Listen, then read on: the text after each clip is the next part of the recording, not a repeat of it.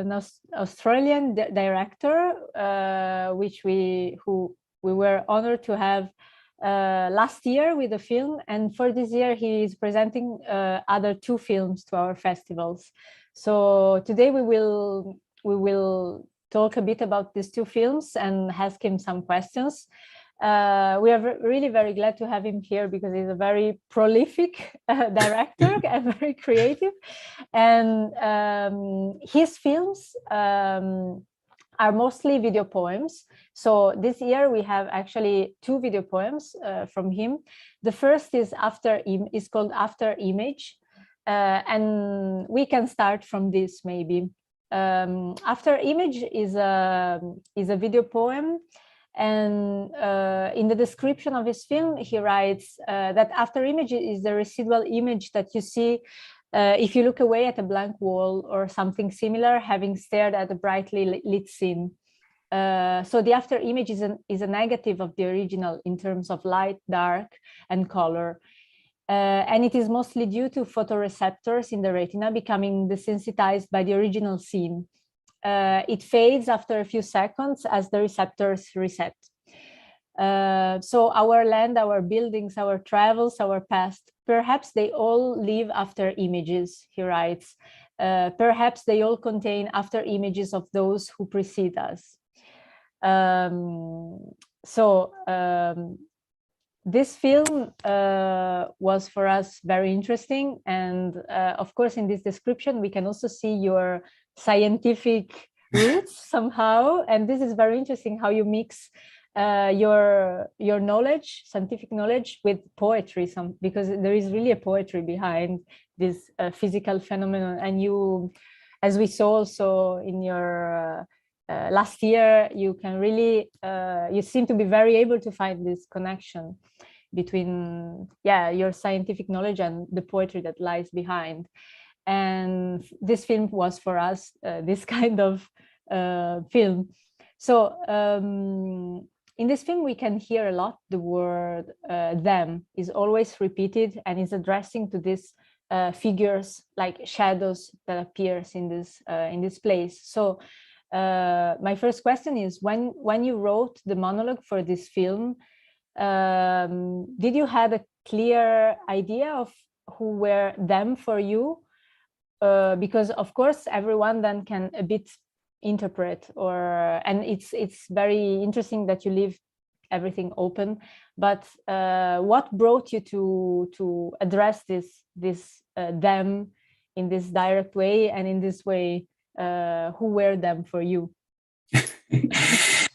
Thank you very much. It's a real pleasure to be part of the festival again this year, and to have 2 film series is wonderful. So I really appreciate the opportunity, and especially now to talk about it a little bit. So who are the them? Who are they? It's a good question, and it is ambiguous, and it's ambiguous on purpose because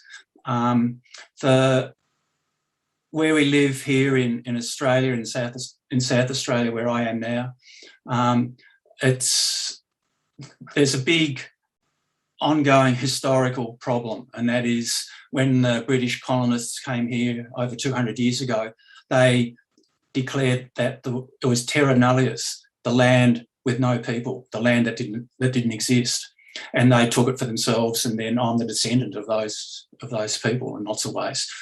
But there have been Aboriginal people here for 40,000 years, and it's their land. And it's never been granted to the Europeans, to the colonists, by any sort of treaty or anything else. So we say we live on here, and where I live is unceded Kaurna land. It's unceded land of the Kaurna people. They've never formally given it up. So everywhere you go, there is this history. It's the longest continuous history of people, of a culture, of a society anywhere on earth, and it's been largely ignored. But they must be everywhere. So there are certainly the people are still here, but the names of places are still here, and their life, their own version of how they live their lives, how it fits in with the world and their worldviews is a very deep and spiritual thing, which we don't have access to very much. So that's part of it. But the other part of it's more recent too. And nearly all of the footage for After Image was taken just because I happened to be in the place. It wasn't specifically for this film initially. It was mostly taken with my phone. And it was, I was doing a part of an art installation in an old factory in the port of Adelaide. And this building had barely been used for nearly 100 years, and we had access to it. So a lot of the interior shots, I just was walking around while we were cleaning up, taking pictures with my phone, and I realised there were shadows coming in through the window, and I just filmed those. And then entirely by coincidence, I was in a couple of other places, and I thought, oh, there's shadows there, like in a pub where we were having dinner one night, and then waiting for a train. And then once I started to gather that, I started thinking, oh, hang on, this is coming together. There's something going on here. And so I went out a few more times still with my phone. Nearly everything on that was with my phone. And then I took a few other sequences just here out there and out in the garden at night with my camera, which has an infrared detector on it, so I could film with infrared to see at night. So another group of them is the people who used to live and used to work in these old buildings, and who is a flour mill, making flour for bread. So it's them as well.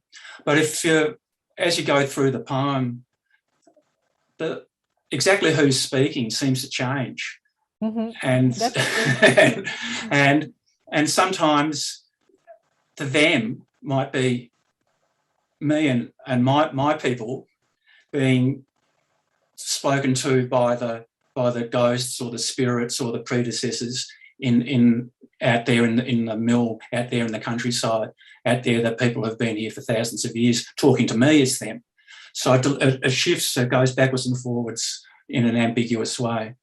And what I'm most interested in writing and in video is exploring these ambiguities of voice and ambiguities of language.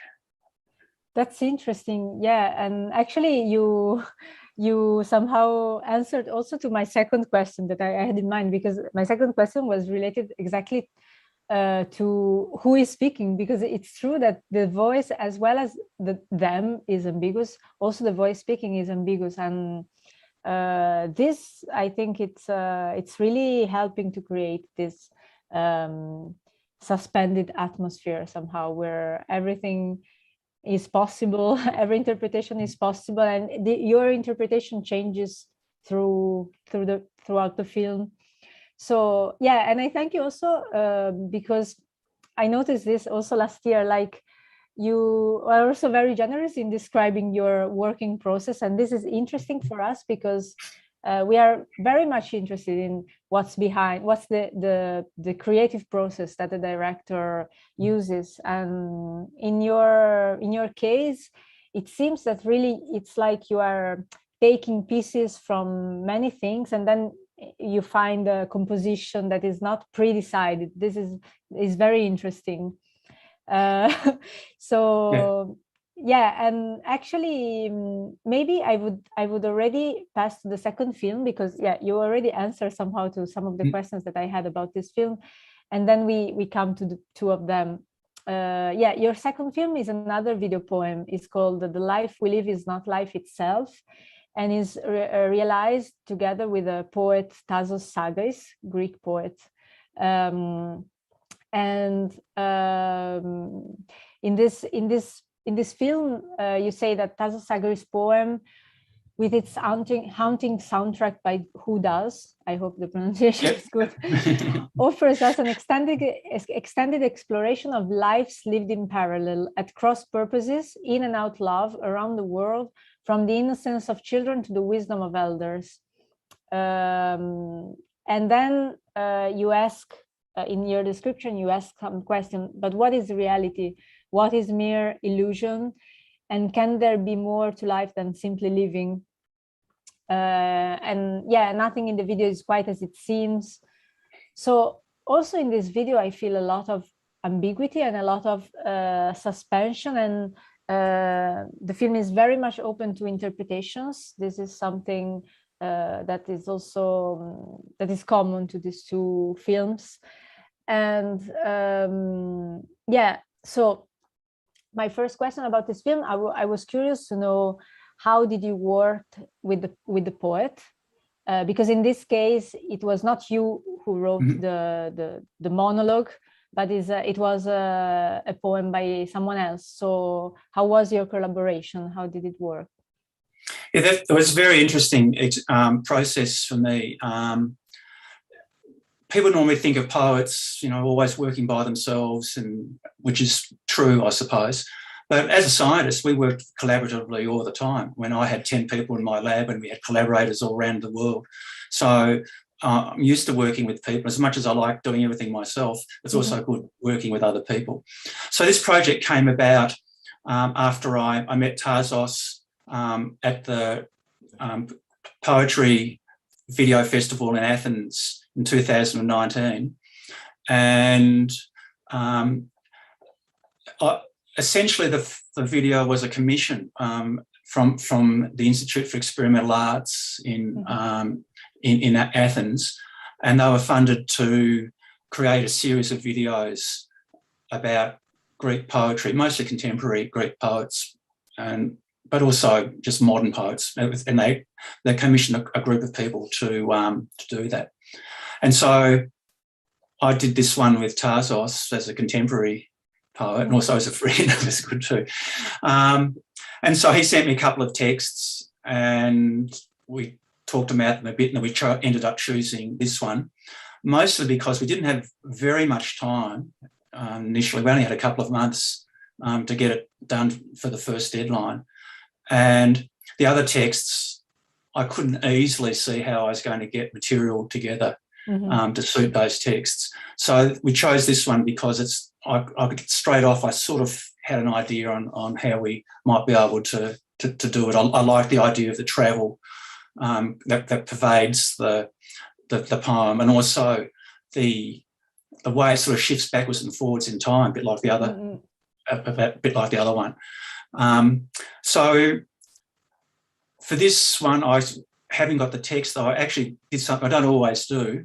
I went out very specifically. I made a list of ideas for scenes and went about around town, around the coast, to specifically film things that I thought, this would be good. We might be able to use this. We might be able to use that. So I ended up taking hours and hours and hours of footage, which we only used a small amount. And then I put together a draft of it and sent it to Tasos, and he didn't like it because he said it needs people in it. We've got to have people. All my poems are about people. And I said, well, I don't do people. I don't have actors. I don't have access to actors. And in the time that was available, it wasn't possible to try and recruit somebody and work out the script and direct it and everything. So then I had this idea that, well, you can get access to artificial people these days. You can get access to artificial intelligence generated faces. And I knew about that from some of the work I had when I was teaching neuroscience and anatomy, and I knew that work was out there. So I found a company which has a library of something like 1.5 million faces which are generated by artificial intelligence, but taken from real photos of real models who are commissioned to come in and be photographed for the series. So and it's an incredible resource. So you can pick the person based on age, on ethnicity, how much hair they've got, what the colour of the hair is, and then you pick, say, 3 of those, and then you pick 20 more like that, and then 20 more like that. So I made I made a library of these faces, and then I animated them. So they merge, if you look carefully, like they merge from one into another, goes young to old, or male to female, or dark skin to light skin, or something like that. And that took ages. So that was almost frame by frame animation to merge from one face to the next. So that was that. Then the other thing, I don't remember how I came up with the idea now. But the other thing, which if you look at most of those scenes where there are people in them, if you look carefully, the same people appear twice in the same scene. So you see someone walking side by side and it's actually the same person. Or you see someone walk past and then they're followed by this, a couple of seconds later by the same person walking down the street. And they're all just taken it completely almost at random out of the footage that I had when I realised, oh, there's people here. And so then I had to work out a way of animating and compositing the second figure as they move. So one goes across the screen, then the other one comes across. So I had to have the background had to be fixed, and then the lighting had to be right so I could manually outline and cut out the second figure and then have it move and time it and everything properly and get all the shadows to match up and everything like that.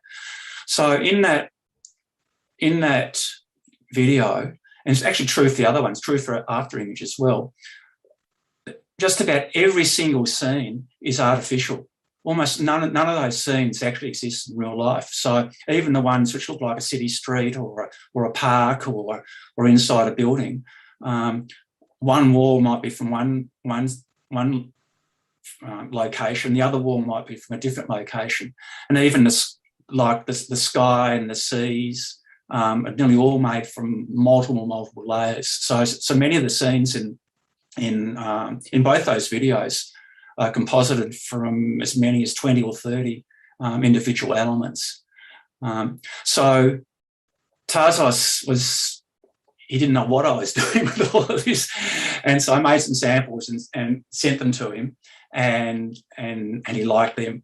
And so that gave us a good theme to work through. But then even so, as I was putting it together, he'd say, that scene at 6 minutes 30, I hate it, it's terrible, it's no good. And I say, why? And he said, oh, it looks like some bourgeois car driving through. We don't want bourgeois cars driving through the scene. Okay, fine. So we dropped the scene.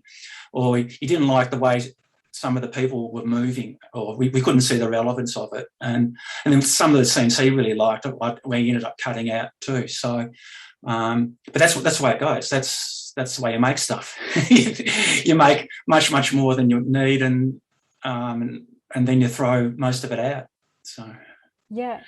That's very interesting. I mean, both, yeah, your dialogue with the poets, like you were, it seems that you were really in dialogue about, and that his suggestions were leading you, but in the same time you were proposing. This is very interesting to know how the collaboration works. But then also what you said about, about this artificial intelligence faces and about repeating the same person in the same scene. It's very interesting, I feel, because it's something that I feel is very present in your, maybe I'm wrong, but I had the impression that it's very present in your works, this idea of taking elements from the reality, but then creating this kind of displacement, like this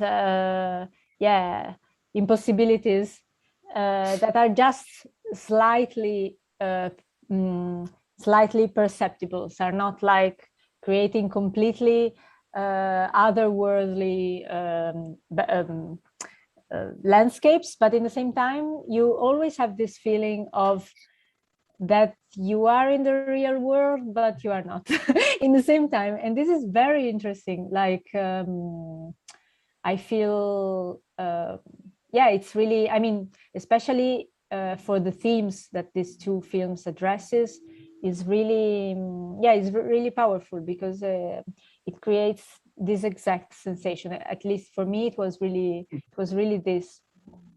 And I didn't know anything about the fact that you chose faces that were not existing somehow in real life, like those faces are of people unexistent people. But it's interesting to know this background aspect, because it makes you reflect a lot on what is identity in the end, and that's what the film is about.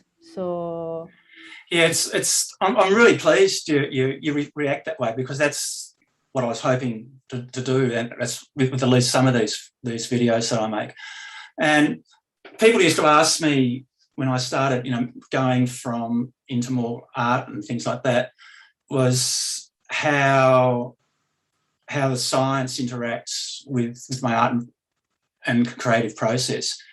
And it does in all sorts of ways, but one of the things, I suppose the underlying theme, which I used to address primarily in my poetry, but then now it's moving into the video as well, is one of the things that modern neuroscience tells us is that most of what we experience is assembled out of fragments. It doesn't mean our experiences aren't real and they don't reflect the external world, but they're very fragmentary. And so a very simple example, as we're sitting here talking, I'm looking at you on the screen, and until I think about it, I don't actually know what's happening out the window out there. But nevertheless, there's light coming from the window, there's a tree there, and there's a chair out there, and it's getting dark out there. If I start looking at there, now I can't concentrate on you. So that's a very simple example. But there's another layer down just below the conscious experience of what we do. And if most people experience it just before you go to sleep. You go through a phase when just random thoughts just flick through your little ideas, little images, flick, and you go from one thing to the other. And in fact, even just as I'm talking to you now, I'm thinking what I'm going to say next. There's all these other bits going everywhere. And so one of the incredible things your brain does is to keep attention on what you want to do in the face of a completely overwhelming input of potential sensory experience. So the senses are recording all the time. Your eyes are recording all the stuff all the time, but in little snapshots. Your skin's recording touch all the time. And until I mention it, you don't think about your second toe or your elbow. Now you think about it. Now if I talk about something else, you think about it again. So there's this level of experience which is just sort of subconscious, just on the borderline between conscious and subconscious experience. That's the first thing. And the second thing is that it's almost impossible to describe that, as I'm trying to do now. It's almost impossible. And as good as language is, there's lots and lots of things language completely fails at. So language is great for giving you instructions on a shopping list or something like that. It's great for telling you a story. But if I had to try and explain to you in words how I did that, I couldn't. It'd be almost impossible to describe that in words in a way that you could do it without looking at me. And so there's these two levels of experience. There's little fragmentary sensory experiences and little thoughts that flick into your mind all the time that are internally generated. So there's little external flickers coming in, then the internal flickers coming up through your brain, which are almost, the moment you start thinking about it, you lose them because you end up thinking about what you want to think about. And then the other thing then is the fact that so much of what we experience, you can't actually describe in words in any sensible way. And so you can see out the window there's a tree there, and we can easily see, even just on the video, you can see all the different leaves on the tree, and you can easily see they're all different leaves, but you can't describe that. Each individual leaf doesn't have a name. You could try it, but you're going to run out of time pretty soon. So, and even just the furniture behind me, I mean, that's a couch, but the couch maker probably knows what it's called, but I don't, the particular model. So language fails on lots of things. So a lot of my poetry is deliberately ambiguous, and it's very internal. So what I'm trying to capture is this internal ambiguity of experience where the language really doesn't work. So in after image. The language is sort of strange. It's not quite proper grammar, and it's not quite normal speech rhythms, and it flicks around. As you say, there's words, them and we, keep popping backwards and forwards, and that's something I like doing. So in Tasos' poem, in the Greek one, he came at that from a completely different philosophical point of view. I mean, none of that idea at all. But in fact, the way that he wrote it, it's very ambiguous. It's hard to know who's speaking. It's hard to know who we're going to meet again. Is it as he says, we will meet again as parents, as children, as lovers, and it's talking about a future, yet it seems to be embedded in the past and the things which have happened in the past. There are good things and bad things, right, slapped up side by side. There's jail and there's beaches, and there's Los Angeles and there's Senegal. So I think that's part of the reason that that video came together so well, because through different starting points, we came to the same place, and that was wonderful. I mean, that's fantastic. That's exactly what collaboration is all about. And then we came out into something that none of us would have done ourselves. So I wouldn't have made a video like that if I hadn't have had that poem. And there's no way Tasos, the way he normally works with video, would have come up with something that I did. Yeah. It's very interesting. It's very interesting, and I have to say that really, I can see, it's true that I can see a lot of connections between the first poem, who was written by you, and the second one, even though, of course, they are also different. But it's true that there is this common thing of you don't know who is speaking, and you don't know whom is addressing to, and every sentence is somehow living by itself, and you can understand that there is a connection, but it's not so linear.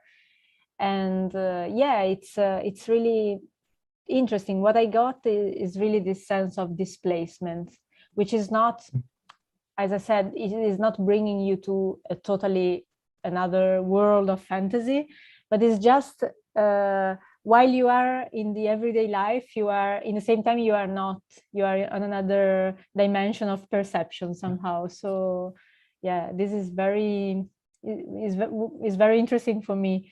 And I am sure that also the viewers of your film will get this atmosphere, because it's very strong. And thank you. I mean, the other thing, just briefly about the science there, is that this just slight displacement from reality. Mm-hmm. It's actually very, very easy in real life to do that. So I used to do with my students. There were ways I could show that time stops. You can do that. It's easy to do. We can't do it over Zoom because the frame rate's not high enough. But it's very easy to make it seem as though time stops just for a second. It's easy to make people feel like someone else's body is part of their own. Mm-hmm. It's a very, very famous demonstration. And it's easy to do with most people. You can make someone's speech appear to change just by opening and closing your eyes, by using very, very carefully doctored sounds, constructed sounds. And it's, again, a very famous experiment that was done many, many years ago now. So you open and close your eyes, and what the person appears to be saying changes. Okay. So there's and the other thing which is very easy, was not an experiment that we used to do, but a very famous experiment, is that it actually takes about a third of a second to half a second for our conscious experience to be felt as now. So what we experience as now actually happened about a third of a second earlier. And again, it's quite easy to demonstrate that with very simple equipment. So all this slight disconnect, that there's a slight shift is that I'm making in these sorts of videos. It's not very far off what can happen in real life. Yeah, definitely. And now that you are saying this, I'm thinking again about this second film. Like it's true that it's something that I felt also in the film of last year that you presented last year, like this idea that inside one landscape or one image that you get, then it's like there are a lot of doors, and inside over this door, behind these doors, there are other worlds, and you can. It's like every image is full of doors, and this is really the perception that you describe, also related to our everyday experience of life. It's true that in the same time that we are now speaking, I can perceive my legs on the chair. I can feel another sound from outside. I can see your tree, the garden, and all these things are part of my present experience. So yes. This is also something that in the technique you used is very much how to say is very present, because for the technique that you use, we see a lot of windows, and behind the windows there is something else, but in the same time in the place there is something else happening. And this I think the technique you use is very fitting for bringing this kind of feeling. Yeah, it's interesting about the windows is it's partly practical thing for the filmmaking too, because they make a nice frame and makes it a bit easier to make those layers, and it also gives a viewpoint, a fixed viewpoint. So I suppose another small amount of theory which comes out from what I was saying earlier is that I actually try in my writing and more in the video work is to create a first-person view, a first-person narrative.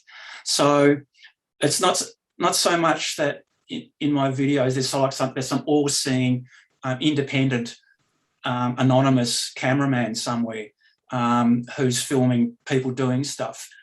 No, this is what I'm seeing out of my eyes, and that's what I'm trying to create. In the same way, my poems, nearly all my poems are written in first person, but they're not necessarily me. They're fictitious. They're characters I think of, or groups of people I think of, to tell a particular story or present a particular viewpoint. And I like that when I read a lot of novels and experimental writing and things like that, and I in general prefer novels written in first person, so you feel like you're in someone's head, or even in a third person novel if it's written entirely from one person's viewpoint, so you only ever know about the world through that one person. Then that's what I really like. Yeah, thank you. That's interesting. Yeah. And now I'm thinking, I have another question that is a bit going to another direction, and it's just because I was curious.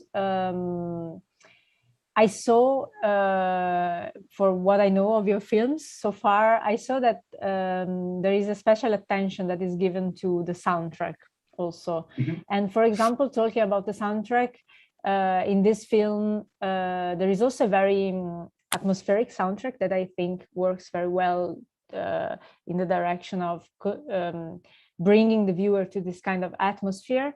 And this soundtrack was created by Whodoes. I don't know if it's a group or an artist. So my curiosity was, as well as I asked you how you worked with the poet, how you worked with the musician and with the people who composed this soundtrack. But that was not normally. I do all the soundtracks myself, so I do all my own music and perform it all and everything. And for the life we live, the soundtrack came with it. So Tasos and Whodoes. Whodoes is mostly one person, but sometimes there's two. And he's a fantastic guitar player and synthesizer, composer. And he and Tasos have been working together for a long time. I met him in Athens as well. So the soundtrack came with it in this instance, and so Tasos had the recording of Tasos reading the poem with that soundtrack came as a unit pretty much. And then I worked to fit the video to the soundtrack. But that's the way I do it anyway. I nearly always do that so regardless of where I start making one of my video, especially the video poems, it usually starts with a pre-existing poem that I've got. And then I think about, this might be good to make a video. What might it look like? And I'll go and start collecting footage or look through my library and start putting stuff together or animate something. I might sometimes just do it straight from scratch from animation. And then I do the soundtrack and work out what it should sound like, is it? And I generally like stuff loud. I mean, I don't, lots of video poems, they have sort of quiet atmospheric tracks. So the one with Whodoes is quite unusual for me. I don't normally have those sort of flowing, sort of melodic tracks.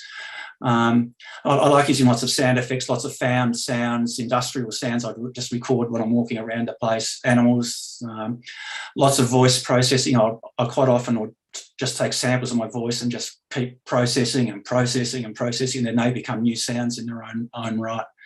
I sometimes use sound generators for voice to text, text to voice generators, things like that.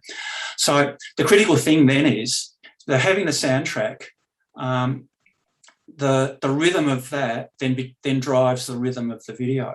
It nearly always goes that way. Even if I think of what the video is going to be first, then I always like to get the soundtrack. And to make that easier for people who are interested in music, I use beats per minute rate that are evenly divide into minutes, so 120 beats a minute or 90 beats a minute or 135, because that makes the video editing much easier because you can do it frame perfect. And it makes it easy to keep everything sort of aligned and changing easily. So then I work when I do the final editing. I usually start off with the music, with the soundtrack on the timeline, and I pop the bits of video in it where they go, and I might, leave a gap if I haven't got that bit, and then I'll do frame level, 30 millisecond level edits on to get everything lined up right. And so I'm really fussy about that. And quite often when I do the voice recording, which included some edits on what Tasos did with Whodoes, I'll shift them up and down the time a bit to when I know where the video is going. Then we think, oh, it really doesn't work there. We need a different transition. And quite often for my own text in particular, I'll either re-record some of it or drop stuff out or change it or change the order of the text or something like that to make it fit the video as the video comes together. So it starts with the audio, goes to the video, and then I'm quite happy to redo the audio at the end. Thank you. Yeah, it's very interesting to know how you work. Yeah. And actually, I think my last question is just related to what are you, if you are working on something new now, if you have other projects after these films that you are working at the moment. Yes, I've got a whole range of projects at the moment. Perhaps not surprising. I've done a lot of collaboration this year with artists, and they've taken a lot of time, and they've ended up being videos which have been shown in galleries or in installations. So I've worked with two different visual artists and makers. We had a video installation as part of the Adelaide Arts Festival earlier in the year. We've just finished one recently that was part of a friend's big art exhibition in one of the big city galleries. In fact, it's her picture on the wall behind me there. And I'm also working with a group of people on a theatre production, which is having a video wall behind on the back of the stage. And originally it was going to be huge. It was going to be like a 10 metres across, and so 10,000 pixels across. But we're not doing that quite the same way now. But in doing that, I've been working out how to deal with very, very large format videos, and they want everything animated. So everything's got to be built from scratch. So the sorts of things we're talking about right at the start and how I put these scenes together, to do that for effectively 8K or 10K video is just about burning my computer up. And I've had to learn a whole lot of new technical tricks just for the workflow. So I've had to break, just about everything I do has got to be broken up into little segments, so that I can do some compositing, then render that, and then composite the next bit. So I really have to plan everything out. And I use 2 computers for doing it, this one and a laptop, which is a bit newer than this one. But even so, when I do it, sometimes I have no idea how long it's going to take to render. Sometimes it will take 10 minutes and sometimes it will take 10 hours, and you never know till you start. So that's taking time. But I'm also working on one of my own video projects, which is working title is Micro Refugia. So it's going back to climate and stuff. And so micro refuges are the tiny little bits of habitat where small creatures and small plants can sometimes survive when everything around them is breaking down. Mm-hmm. So I'm using all the techniques we've been talking about. I'm creating these sort of artificial, not quite real environments within which there are orchids and insects and other unknown native plants, small native plants, which will somehow or other develop a life while everything around them is going bad. And I'm using ruins. Actually, you can see it in the corner there. Yeah, there's a box of pieces there. That's parts of an old inkjet printer, and so as parts out in this microenvironment, parts of mechanical objects and ruins of machines and things evolve and morph underneath plants and in streams and in the background behind flowering orchids and things like that. It's taking me ages and ages. So I might be ready for next year. We'll see. Yeah, we are very curious to watch it once it will be finished. Yeah. Okay, Ian, I think I asked you enough for today. I was really very glad to talk to you again, and also to be able to watch other of your films. We hope we will be able to screen your films even in the next years. You are always welcome to the festival, of course. Once it will be, maybe one time you will be able to come physically, but also always to have chats like this, because it's always very interesting. Well, thank you very much. It was a wonderful discussion. It's great to talk to you. And Sweden is actually almost my second home. So I've had friends in Sweden since the mid-1970s in Göteborg, and I've been there very many times, and I'd love to come and visit you. Great. You're welcome. When we're allowed to travel again. Hopefully next year we'll be able to travel again. And next year probably the festival will be in summer again. It will come back to its original time. So you're always welcome.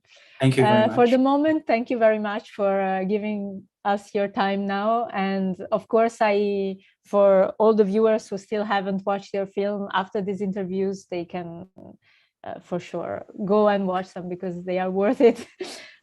But there's so many other fine films as well. I've been watching the last few days, and I'll look some more tomorrow. It's a fantastic festival. Yeah. Thank you very much. And I think it's also interesting to see the interactions between the films inside the section, because of course we try to put them together on a thematical aspect. So it's like you made a travel journey inside these films. So have a nice evening. I guess it's evening. Yes. Enjoy the rest of your day. Thank you, and see you next time. See you next time. Bye. Yes. Bye. Ciao. you.